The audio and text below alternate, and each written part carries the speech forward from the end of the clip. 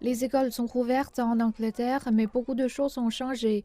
Les écoles primaires sont ouvertes depuis lundi et les enfants ne doivent pas porter de masque ni être testés. Certains se sont précipités ce matin en souriant, d'autres ont eu plus de difficultés à s'adapter socialement pour revenir à cette routine d'interaction sociale. Mais pour les élèves du secondaire, c'est différent. On leur conseille de porter un masque et de passer rapidement des tests simples à l'école et à la maison. Ceux-ci sont moins précis que les tests PCR, mais ils donnent un résultat rapide sur place.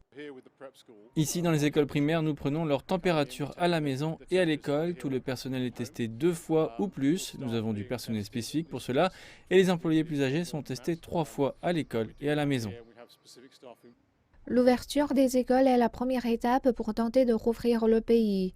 Le troisième confinement national de l'Angleterre a commencé le 4 janvier. Le gouvernement britannique a dit qu'il suivrait l'évolution du taux d'infection après l'ouverture des écoles, avant d'annoncer la deuxième étape de la fin du confinement le mois prochain.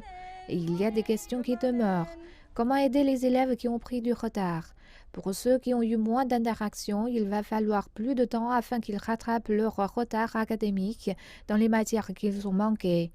Le gouvernement envisage des vacances d'été plus courtes, des journées d'école plus longues et des années à 5 trimestres. Mais pour certains, rattraper 109 jours d'enseignement en face à face sera une tâche presque impossible.